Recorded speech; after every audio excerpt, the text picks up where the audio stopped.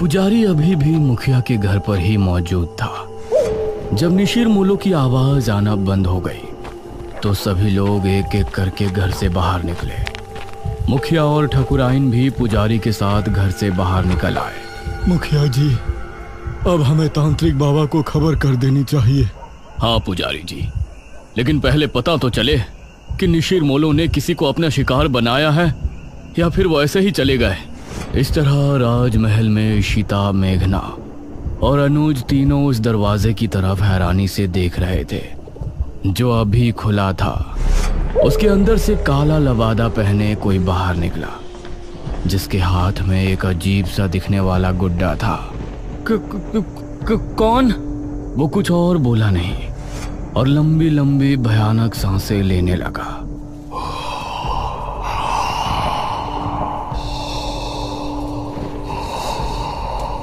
उसकी भयानक सांसों को सुनकर ये तीनों डर गए और तभी वो तेज रफ्तार से इनकी तरफ भागा। भागो जल्दी, महल से बाहर निकलो। इन तीनों का दिल दहल उठा और ये खिड़की की तरफ भागे। जल्दी करो। वो अभी भी इनके पीछे ही था। अनुज ने पहले इशिता और फिर मेघना को बाहर निकाला। वो अनुज तक पहुंचने ही वाला था कि तभी अनुज भी खिड़की से कूद गया। क्या था वो? चलो अब घर चलते हैं, 2 बज रहे हैं, कहीं पिताजी या माँ जाग ना जाए। ये तीनों अब गांव की तरफ रवाना हो गए। माँ और पिताजी को इस बारे में बिल्कुल नहीं बताना, ठीक है? अरे हम क्यों बताएंगे भला? जैसे ही ये तीनों गांव पहुंचे तो बाहर ही पुजारी और बहुत से लोग खड़े थे। अनुज, तुम यहाँ? हमें तो लगा कि तुम तीनों अपने अपने कमरे में सो रहे हो। इतनी रात में तुम तीनों कहाँ से आ रहे हो? वो पिताजी। मुखिया ने मेघना और इशिता की तरफ देखा। तुम दोनों कहाँ गई थी अनुज के साथ? जी माफ कर दीजिए अंकल, हम दोनों का घूमने का मन हो रहा था। तो दिन में घूमने चले जाते, रात में बिना बताए जाने की क्या जरूरत थी? माफ कीजिए पिताजी, मैं ही इन दोनों को ले गया था, लेकिन आप सब लोग यहाँ बाहर इकट्ठा होकर क्या कर रहे हैं? अनुज ने बात को बदलते हुए कहा। आज गांव में निशिर मोलो आए थे, सभी उनकी आवाज सुनकर ही खौफ में थे। क्या निशिर मोलो? ये निशिर मोलो कौन है? 4 कथई लबादे वाले शख्स जो अपने कंधों पर एक ताबूत उठाए रात के समय गांव में घूमते हैं। उनकी आंखें लाल चमक रही होती हैं। रात के समय गांव में घूमते हैं। उस समय अगर वो किसी को देख लेते हैं या कोई उन्हें एक बार देख लेता है तो वो उसे अपने साथ ले जाते हैं। सभी गांव के लोग तो अपने अपने घरों में थे, लेकिन वो लोग संपत और कप्ता को ले गए। वो बाहर ही जुआ खेल रहे थे। अनुज, इशिता और मेघना तीनों ही ये सुनकर चौंक पड़े। पिताजी, लेकिन इससे पहले तो ऐसा गांव में कुछ भी नहीं हुआ, न ही आपने मुझे कभी इसके बारे में बताया। ये 400 साल पहले की बात है बेटा, हमारे महाराज के समय की बात। लेकिन उस समय किसी तरह उनको रोक दिया गया था, लेकिन अब अचानक वो कैसे जाग उठे, ये तो बात समझ के बाहर है। मुखिया जी, अब कल सुबह ही तांत्रिक महाराज से मिलने के लिए निकलेंगे। फिलहाल सभी लोग अपने अपने घरों को जाएं और निशिर मोलो से सावधान रहें। ये सुनकर सभी गांव के लोग अपने अपने घरों को चले गए, लेकिन अब सभी के दिल में अजीब सा डर बैठ गया था। इशिता और मेघना भी अपने कमरे में पहुंची। ये तो बहुत बड़ी गड़बड़ हो गई। हम लोग तो यहाँ पर मृत्युंजय अमृत के लिए आए थे और यहाँ तो राजमहल निशिर मोलो पता नहीं क्या क्या सुनने में आ रहा है। ये लोग अब हमें मृत्युंजय अमृत तक लेकर भी जाएंगे या नहीं? अरे तुझे दिख नहीं रहा यहाँ कितनी प्रॉब्लम है? हम दोनों सुबह यहाँ से जा रहे हैं बस। नहीं, मैं नहीं जा सकती। लेकिन क्यों? वो मृत्युंजय अमृत। इतना कहकर मेघना ने आगे कुछ नहीं कहा। आपने बिना सोचे समझे उन दोनों लड़कियों को घर में जगह क्यों दे दी? देखा ना अब क्या हुआ। ठकुराइन, वो लड़कियां तो अनजान है, लेकिन अनुज को तो सब कुछ पता है ना। वो उनको लेकर रात में निकल गया, इसमें हम उनको दोषी नहीं ठहरा सकते। उनको लेकर जाने वाला तो हमारा ही बेटा है ना। कुछ ही देर में सभी एक एक करके सो गए।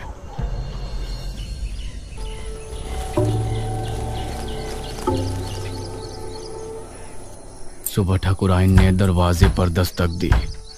दोनों उठ जाओ, सुबह हो गई है। ठाकुरायन ने बहुत ही रूडली बोला। Aunty ji, we are sorry. यह सुनकर वो बिना जवाब दिए वहां से चली गई। कुछ देर बाद फ्रेश होकर इशिता और मेघना दोनों ब्रेकफास्ट टेबल पर पहुंची। Good morning uncle. Good morning aunty. आओ बैठो बच्चों, नाश्ता करो। मेघना के बाल इस समय खुले हुए थे। ना जाने अनुज को उसमें क्या खास दिखा। उसने उसे स्माइल की और एक टक उसे देखने लगी। इस पर मेघना ने उसे हैरानी से देखा, फिर उधर उधर देखकर नाश्ता करने लगी। अनुज, आज तुम खेतों पर जाओगे, समझ गए? माँ, मैं खेतों पर जाकर क्या करूँगा? पिताजी, क्या हो गया है माँ को? मुझे कुछ नहीं हुआ है। तुम आज खेतों पर जा रहे हो, बस जा रहे हो। तभी इशिता बोली, अनुज, तुम हमको भी खेत घुमा लाओगे? ये सुनकर ठाकुरायन इशिता और मेघना की तरफ गुस्से से देखने लगी। तभी अनुज भी खुश होते हुए बोला, हाँ ठीक है, मेघना को भी हमारे खेत काफी पसंद आएंगे। हाँ बेटा, क्यों नहीं, लेकिन एक बात ध्यान रखना, तीनों साथ रहना और शाम होने से पहले घर लौट आना। तब तक तांत्रिक महाराज भी आ ही जाएंगे। नाश्ते के बाद इशिता और मेघना अनुज के साथ घर से निकली।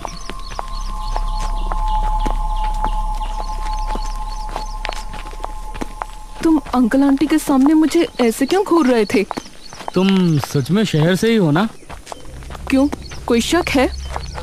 शहर की लड़की होती तो अब तक समझ जाती कि मैं उस पर लाइन मार रहा हूँ। वो मतलब स्लिप हो रहा हूँ। अनुज, उसे ऐसे मजाक बिल्कुल पसंद नहीं। ओह अच्छा। अच्छा ठीक है, सॉरी, लेकिन वो मजाक नहीं था। ये सुनकर मेघना भी हल्के से मुस्कुरा दी। ये लोग अब घने जंगल में पहुंच चुके थे। वैसे अनुज, यहाँ आने से पहले हमने कुछ सुना था। क्या सुना था? यही ना कि हमारे गांव के लोग एक नंबर के बेवकूफ है। अरे नहीं, किसी मृत्युंजय अमृत के बारे में कहा जाता है कि उसको पीने से बड़े से बड़ा रोग दूर हो जाता है। ये सुनकर अनुज ने इशिता और मेघना दोनों को घूर कर देखा। तो तुम लोग यहाँ मृत्युंजय अमृत की तलाश में आई हो? नहीं, वैसे वो झूठ नहीं तो सीधा बोलना था ना। बेकार में राजमहल जाकर मुझे भी माँ से डांट पड़वा दी। वो हमें लगा था कि सीधे उसके बारे में पूछने से तुम कुछ गलत समझोगे। वैसे ये इशिता पूछती तो लगता, लेकिन तुम पूछती तो नहीं लगता। ये कहकर अनुज मुस्कुराने लगा और इस बार मेघना के चेहरे पर भी मुस्कान छलक आई। तो क्या तुम हमें उसके बारे में बता सकते हो? उसकी कहानी बहुत ही अजीब है, मुझे पूरी नहीं पता। तो बताओ ना, मुझे सुनना है। जितनी पता है उतनी बता दो। ये बात मुझे दादाजी ने बताई थी। सन 1600 में एक बहुत बड़ी महामारी फैली थी। जवान बूढ़े सभी की तबीयत बिगड़ती और फिर कुछ ही दिनों में उनकी मौत हो जाती। उस समय जो राजा था उसे इसकी बहुत चिंता सता रही थी और राजा की चिंता देखकर उनकी बेटी राजकुमारी बहुत चिंता में थी। जब ठीक 4 साल उस महामारी को गुजर गए तो राजकुमारी रहस्यमय तरीके से गायब हो गई। गायब? वो कैसे? वो कहीं चली गई थी। राजा ने उन्हें बहुत ढूंढा लेकिन वो कहीं नहीं मिली। उसके बाद ठीक 1 साल 1 महीने बाद राजकुमारी लौटी और अपने साथ वो एक बीज लेकर आई थी। महाराज ने उनसे सवाल किया कि कहाँ थी, तो उसने कोई जवाब नहीं दिया। उसके बाद उस बीज को बोया गया और उससे ये बरगद का पेड़ उगा और इस बरगद के पेड़ से ये मृत्युंजय अमृत, इसको पीने से राज्य में आई महामारी खत्म हो गई। लेकिन कुछ समय बाद ही राज्य पर बहुत बड़ा संकट आया। कैसा संकट? और ये निशिर जिसके बारे में गांव के लोग बातें कर रहे हैं, उनकी क्या कहानी है? उसका तो मुझे भी नहीं पता। फिलहाल तुम वो देखो। उसने सामने की तरफ उंगली पॉइंट की। कुछ ही दूर पर सामने था एक हरा भरा बरगद का पेड़।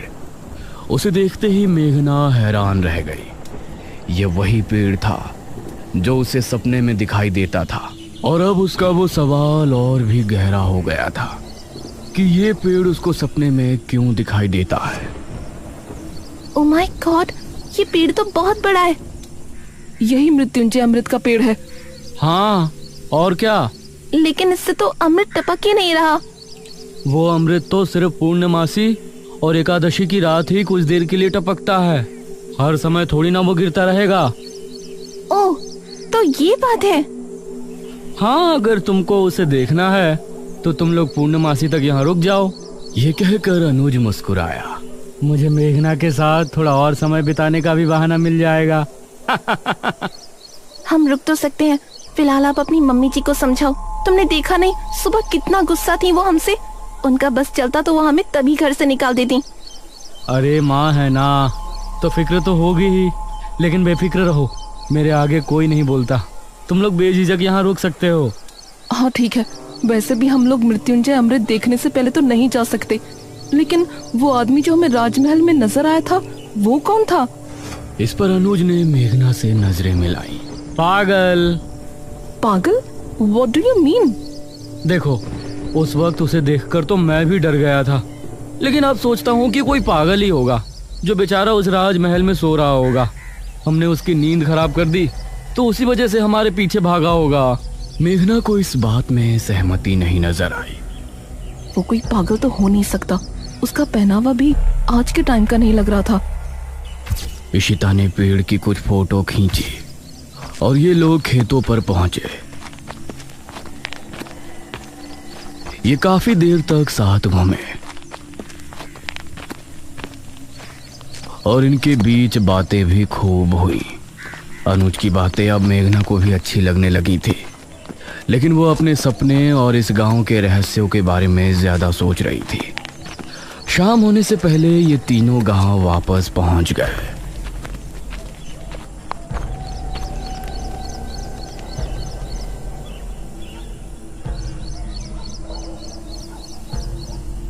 रात होने वाली है।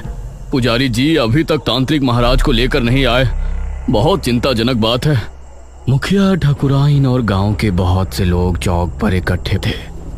तभी पुजारी अपने साथ एक तांत्रिक को लेकर वहां पहुंचा।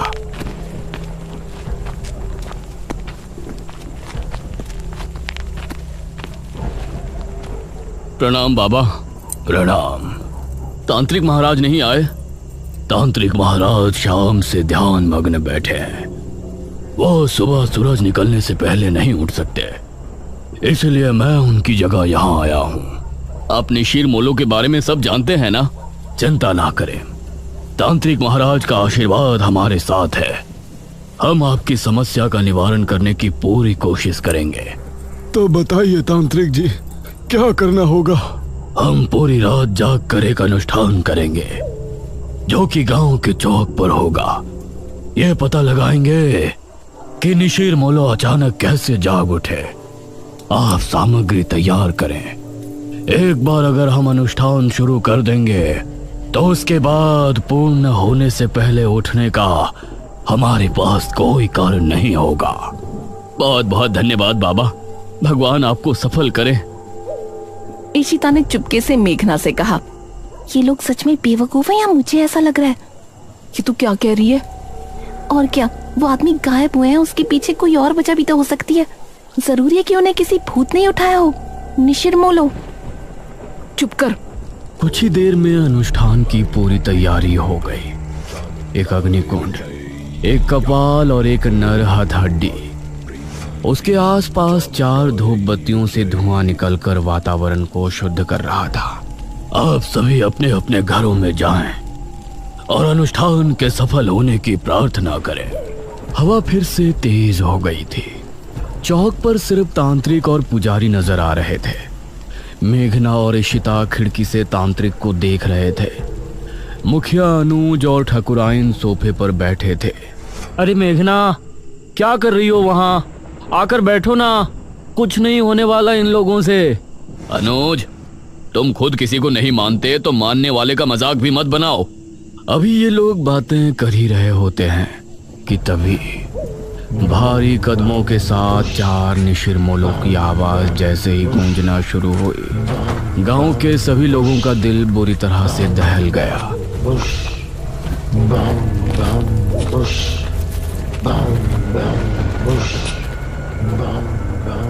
अरे ये आवाज! ये सुनकर मुखिया भी बुरी तरह से डर गया। जल्दी से सभी खिड़की दरवाजे बंद कर दो, कोई बाहर नहीं झांकेगा। उसे इस तरह से डरा हुआ देखकर इशिता और मेघना भी हैरान रह गए। हे भगवान, निशिर मोलो फिर से आ गए। 400 साल पहले तो ये सिर्फ शनिवार की रात्रि में ही आया करते थे। उनकी आवाज सुनकर पुजारी और तांत्रिक भी डर गए थे, लेकिन तांत्रिक ने मंत्र पढ़ना जारी रखा। बाबा, ये निशिर मोलो की आवाज कैसे आ रही है? तांत्रिक ने उसका कोई जवाब नहीं दिया। पुजारी भी डर गया था, इसलिए वो भी चुपचाप मंदिर की तरफ रवाना हो गया। वो आवाजें अब तेज होती जा रही थी। मेघना ने जल्दी से खिड़की को बंद कर दिया। इधर पुजारी मंदिर की तरफ बढ़ ही रहा था कि तभी उसको सामने से निशिर मोलो आते हुए नजर आए। पुजारी उन्हें देखकर बेहद डर गया और खौफ भरी आंखों से उन्हें देखता रहा। ताबूत खुलते ही और उसके बाद सब कुछ सन्नाटे में बदल गया। हे भगवान, ये तो पुजारी जी की आवाज है। इसका मतलब है निशिर मोलो ने पुजारी जी को भी। पिताजी, उनकी आवाजें तो अभी भी आ रही हैं। हे भगवान, पता नहीं क्या होगा। तांत्रिक बाबा की रक्षा करना। तांत्रिक अभी भी बैठा हुआ अनुष्ठान कर रहा था। उसको सामने से निशिर मोलो आते हुए नजर आए। उन्हें देखकर तांत्रिक की आंखों में भी खौफ उतर आया। निशिर मोलो उसके सामने आकर रुक गए और एकदम शांत हो गए। तांत्रिक ने उन्हें देखने के बाद भी अनुष्ठान जारी रखा। आवाज आनी बंद हो गई। लगता है वो चले गए पिताजी। नहीं, अभी कुछ देर अंदर ही रहो। जब तक तांत्रिक महाराज खुद नहीं कह देते, कोई बाहर नहीं जाएगा। तभी तांत्रिक बाबा की एक दर्दनाक चीख फिजा में गूंजी।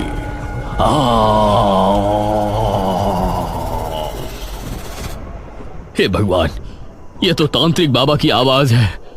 धीरे धीरे आवाजें हल्की होती चली गईं और फिर पूरी तरह से शांति छा गई। चलो, सब जल्दी से बाहर चलो। अब मुखिया और सभी गांव के लोग अपने घरों से निकलकर चौक पर पहुंचे। वहां उन्होंने देखा कि तांत्रिक बाबा किसी मिट्टी के पुतले के जैसे जमे बैठे हैं। उनकी आंखें और मुंह पूरी तरह से फटा हुआ है। तांत्रिक बाबा! अगले ही पल उनका शरीर धीरे धीरे गायब हो गया। ये भयानक मंजर देखकर सभी के डर के मारे चीख निकल गई। निशिर मोलो पुजारी जी को ले गए और तांत्रिक बाबा का अंत कर दिया। इसका मतलब वो सिर्फ ये अनुष्ठान रोकने आए थे। पिताजी, अब निशिर मोलो से हमें कौन बचाएगा? अब तो तांत्रिक महाराज को ही आना होगा, वही कुछ कर सकते हैं। इशिता और मेघना तांत्रिक की मौत देखकर बहुत डर गई थी। दूसरी तरफ गुफा में बैठे बड़े तांत्रिक ने अचानक से अपनी आंखें खोली। उनके चेहरे पर चिंता की लकीरें साफ नजर आ रही थी। निशिर मोलो का ये रूप, उसने हमारे शिष्य का भी अंत कर दिया। अब हमें खुद वहां जाना होगा, वरना प्रलय आ जाएगा। उस रात जब मेघना सो रही थी तो उसे एक सपना आया। वो एक राजकुमारी वाली वेशभूषा में एक सुनसान जंगली इलाके में घूम रही है। दूर दूर तक कोई नजर नहीं आ रहा है। तभी कोई पीछे से उसके कंधे पर हाथ रखता है। हाँ? मेघना चौंकते हुए पीछे मुड़कर देखती है और उसके मुंह से चीख निकल जाती है। उसे देखकर वो चीखती हुई नींद से जाग उठती है। अरे मेघना, क्या हुआ? मृत्युंजय अमृत क्या है ये तो हमने जान लिया, लेकिन निशिर मोलो कौन है और मेघना का इन सब से क्या संबंध है? वो कौन सा खौफनाक रहस्य है जिसकी वजह से गांव के लोग पहले भी खौफ में थे और आज भी है? इन सभी सवालों के जवाब जानने के लिए हमारे साथ बने रहिए निशिर मोलो के तीसरे भाग में।